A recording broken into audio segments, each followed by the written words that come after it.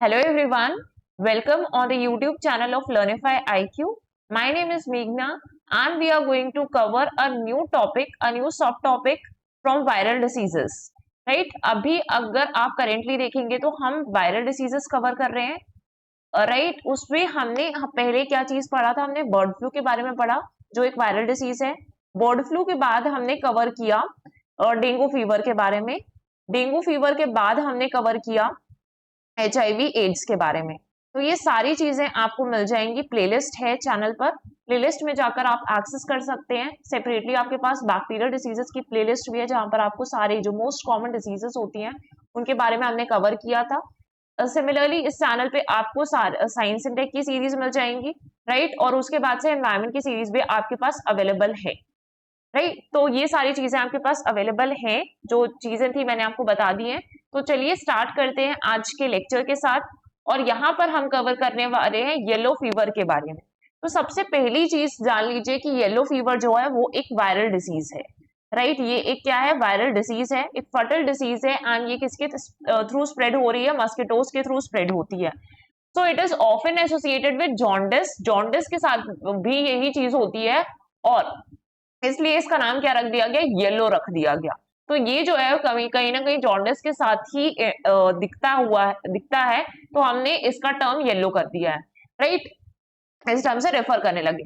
तो क्या ये सेम है दोनों, क्या सेम है, ये चीज भी जाननी जरूरी है। तो उसको मैं आपको सेपरेटली बताती हूँ। अगर हम बात कर रहे हैं येलो फीवर की राइट, हम बात कर रहे हैं येलो फीवर की, तो येलो फीवर में क्या चीज होती है कि ये एक वायरल डिसीज है जिसके वजह से जॉन्डिस हो जाता है।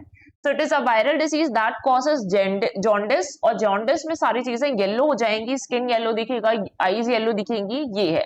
बाकी और कुछ भी सिम्टम्स दिखते हैं येलोनेस के अलावा।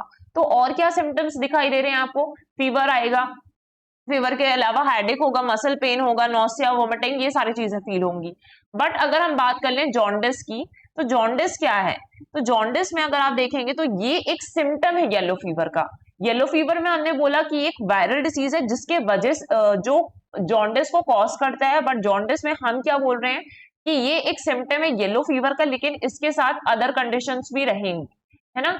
अदर कंडीशंस भी रहेंगी, तो अदर कंडीशंस में हेपेटाइटिस हो सकता है, गॉल स्टोन हो सकता है, लाइक सिरोसिस हो सकता है, ये सारी चीजें भी अकर हो सकती हैं इसके अलावा अदर कंडीशंस में। और यहाँ पर और भी सिम्टम्स दिखाई देने लगेंगे, जैसे इची स्किन फील होगी, ठीक है, इचीनेस लगेगी आपको, उसके बाद से यूरिन का डार्क कलर हो जाएगा। तो ये सारी चीजें आपको जॉन्डिस में दिखाई देती हैं। अब अगर हम बात करें कि कौन कौन सी कंट्रीज में ये स्प्रेड हो चुका है, तो पहले चीज तो आपको पता है कि मस्किटो से फैल रहा है। मस्किटो से फैल रहा है तो सबसे प्राइमरी कौन सा मस्किटो होता है, इसमें एडीज इजिप्टी होता है, ठीक है। एडीज स्पीशीज के मस्किटोज होते हैं और एडीज इजिप्टी हम बोल सकते हैं जो इसमें है।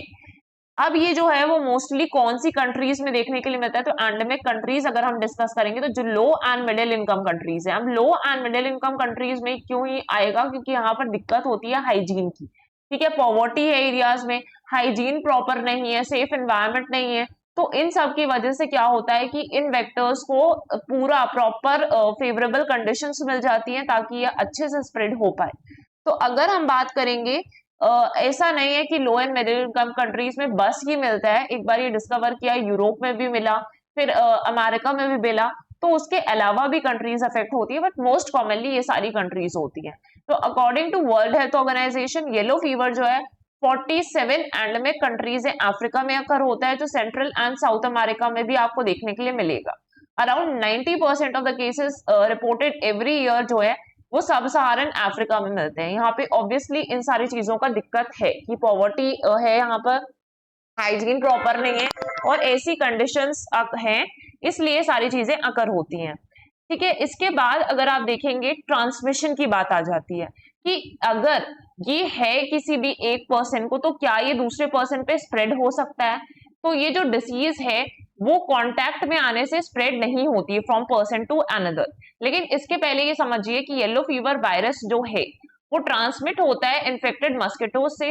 मोस्ट कॉमनली जो होते हैं एडीज स्पीशीज के मस्किटोज ही होते हैं, और यही सेम मस्किटो जो है स्प्रेड करते हैं जीका डिसीज जो है, चिकनगुनिया है, डेंगू वायरस है, तो ये इन सब की वजह से ही फैलता है। जैसे आपने देखा कि डेंगू वायरस तो अभी बहुत ज्यादा है बहुत सारे केसेस इसके देखने के लिए मिल रहे हैं, तो काफी प्रेवलेंट है करेंटली ये। तो यहाँ पर अगर आप देखेंगे तो ये फैक्ट आपको याद रखना है कि जो जीका है, चिकनगुनिया एंड डेंगू वायरस वो सेम एडीज स्पीशीज के उससे फैलते हैं, क्योंकि इस तरीके के स्टेटमेंट्स एग्जाम में प्रोबेबल है कि ये पूछी जा सकती है।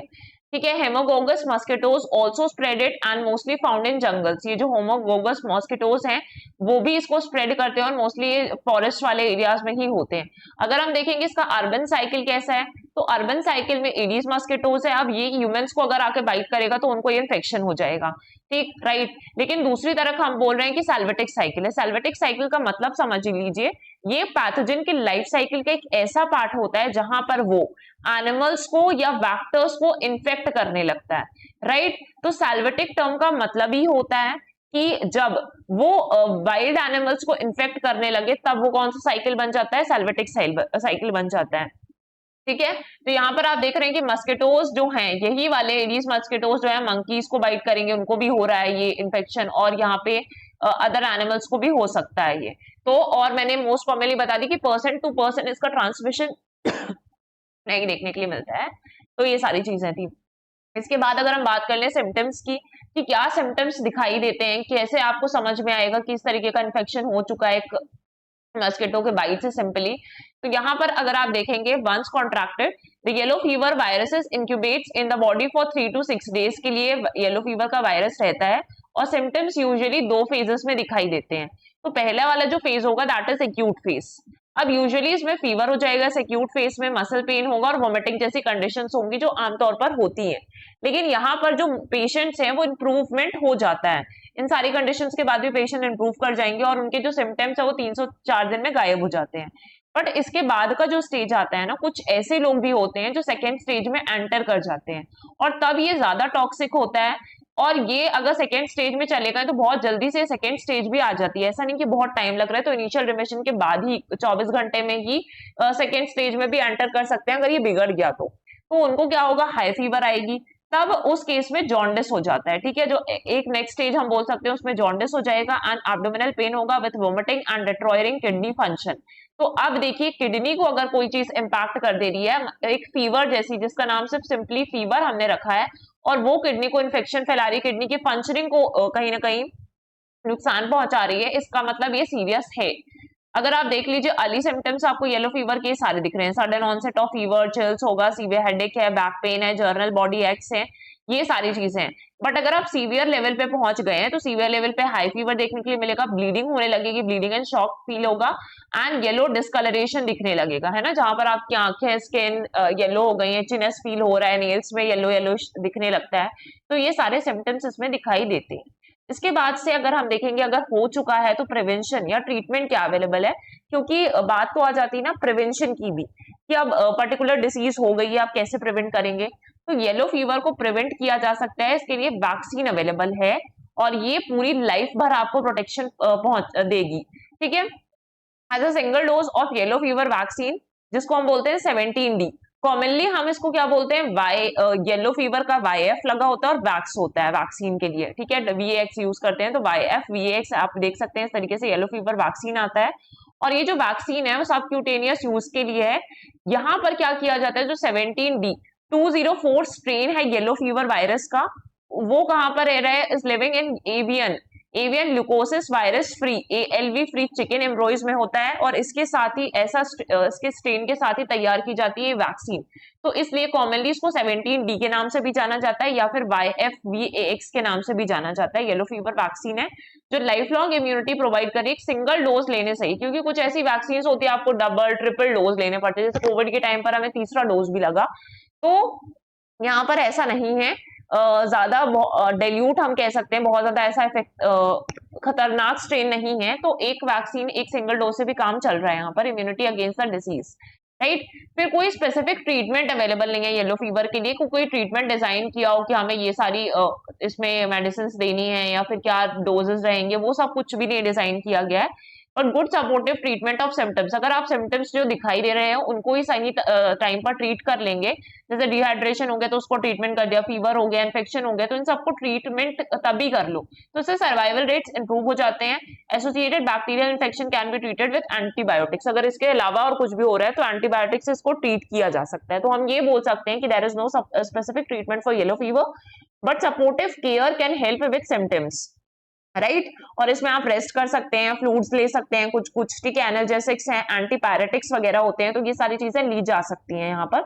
और वैक्सीनेशन भी रिकमेंडेड होता है अगर आप किसी हाई रिस्की एरियाज पे जा रहे हैं, जैसे हमारे यहाँ तो उतना ज्यादा प्रेवलेंट नहीं है, लेकिन हाँ अगर अफ्रीकन कंट्रीज पर आप ट्रैवल कर रहे हैं या कोई भी ट्रैवल कर रहे हैं तो वहां से आने के चांसेस होते हैं, ठीक है।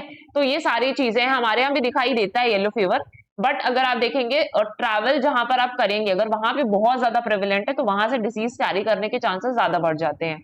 तो ये सारी चीजें, लेकिन अगर हम देखेंगे एक रीसेंट कंट्रोवर्सी थी वैक्सीन को लेकर इस येलो फीवर में, कि येलो फीवर को लेकर वैक्सीन हेसिटेंसी आ रही थी काफी ज्यादा लोगों में, ऑब्वियसली बहुत सारी डिसीज को लेकर, अगर कोविड आया तो कोविड के टाइम पर भी वैक्सीन हेसिटेंसी की प्रॉब्लम बहुत ज्यादा थी, है ना, लोगों में था, लेकिन जब सीवियर सेकेंड वेव आई थी, सीवियर वेव थी, तो बहुत सारे लोगों ने वैक्सीन को अपनाया तब। तो अगर हम देखेंगे वैक्सीन हेसिटेंसी जो है refers to the delay in acceptance और रिफ्यूजल ऑफ वैक्सीन, जहां पर आप मना कर देते हैं कि आप वैक्सीन नहीं लेंगे या बाद में लेंगे, हमको नहीं सही लग रहा है, हम वैक्सीन लेंगे ही नहीं, ठीक है। बहुत लोग तो खतरनाक है एकदम ही, उनका बहुत ही फील है कि अब नहीं लेना है, वो ठान ही लेते हैं, तो despite the availability of vaccination services वो वैक्सीन नहीं लेंगे।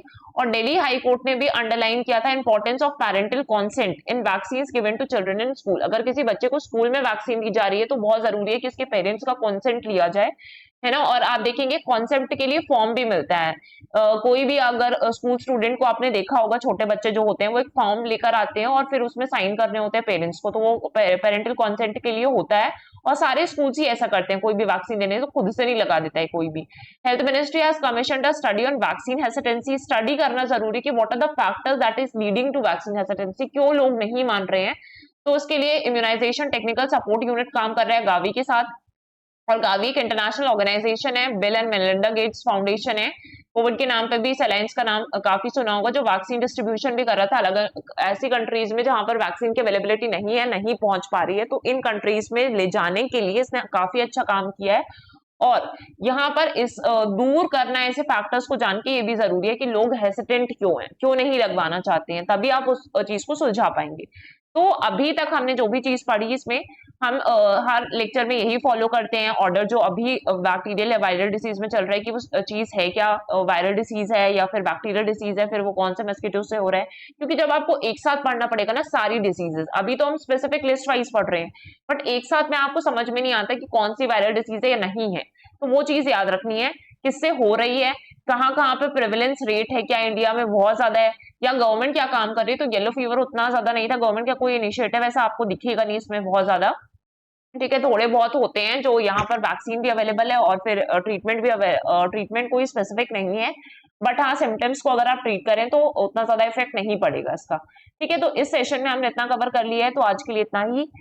सेशन का पीडीएफ, जितने भी लेक्चर्स होते हैं उसके पीडीएफ आप जाकर डिस्क्रिप्शन में वहां पे लिंक गिवन होता है नोट्स में, तो वहां से आप एक्सेस कर सकते हैं, सारे पीडीएफ आपको सारे सेशंस में मिल जाएंगे, उसकी कोई दिक्कत नहीं है, तो कंटेंट आपको मिल ही रहा है। बाकी अगर आपको कोई भी कोई भी आपका फीडबैक है तो आप हमारे साथ बिल्कुल शेयर कर सकते हैं कमेंट सेक्शन में आकर, राइट। तो आज के लेक्चर में इतना ही, थैंक यू एवरीवन।